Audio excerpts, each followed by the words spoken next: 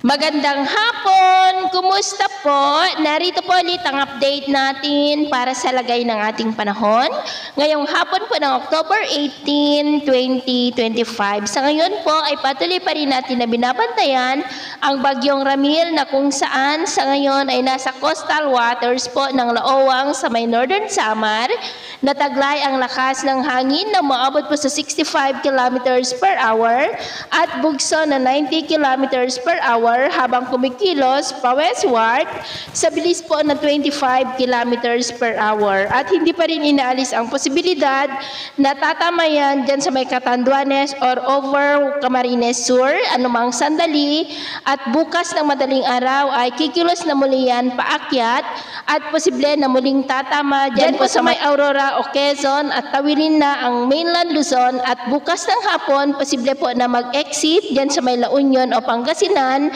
patungo po sa may West Philippine Sea at sa susunod na mga oras posible pa po yan na lalakas into severe tropical storm at posible rin na itaas hanggang sa tropical cyclone wind signal number 3 sa lugar kung nasaan po ang bagyo. At sa ngayon po ay nakataas ang Tropical Cyclone Wind Signal number 2 sa northern portion ng Aurora sa may Kasiguran, Dilasag, Dinalungan, maging sa may Polillo Islands, Camarines Norte, Catanduanes, the northern portion ng Camarines Sur, sa may Tinambak, Siruma, Goa, San Jose, Lagonoy,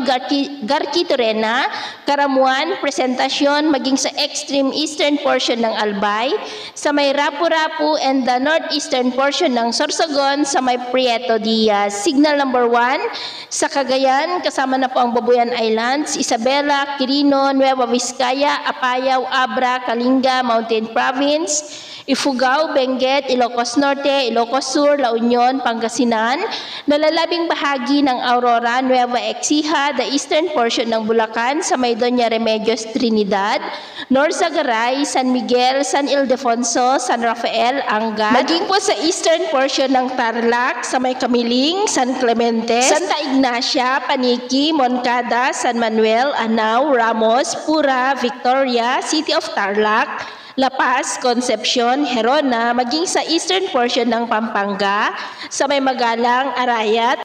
Candaba, the northern and eastern portions ng Quezon, sa may Tagkawayan, Perez, Alabat, Quezon, at Timonan, Padre Burgos, Onisan, Gumaca, Plaridel, Agdangan, Pagbilao, Mauban, Calawag, Ginayangan, Lopez, Pitogo, Macalelon, General Luna, Katanawan, San Narciso, Buenavista, San Francisco, San Andres, Mulanay, General Nakar, Infanta, Real, Sampaloc, nalalabing bahagi ng Camarines Sur, the rest of Albay, nalalabing bahagi ng Sorsogon, Burias Island at Ticao Island. Signal number 1 rin sa nalalabing bahagi pa ng Northern Samar,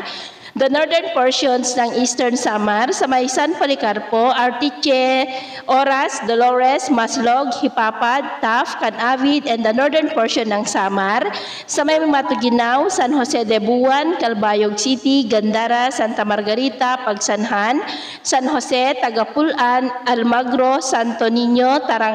Tarangnan, Paranas, City of Catbalogan, Hiabong at Mochong. At sa nalalabing bahagi ng ating bansa ay nakakaranas pa rin ng maulap na kalangitan with isolated rain. Kaya mag-ingat po tayo sa posibleng mga banta po ng mga pagbaha at pagguho ng lupa.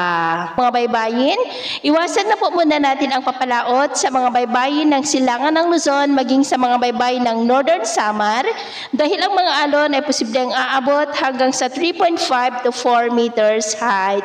Kaya hanggat maaari po ay iwasan na muna natin ang papalaot dyan sa mga may kulay pula para po mas makaiwas sa mga sakunang pangkaragatan. So ito po ang latest update natin sa araw na ito. At ako po muli si James na nagsasabing sa kahit na pagsubok po na darating sa ating buhay, huwag na huwag po tayong mawawalan ng pag-asa. Thank you and God bless.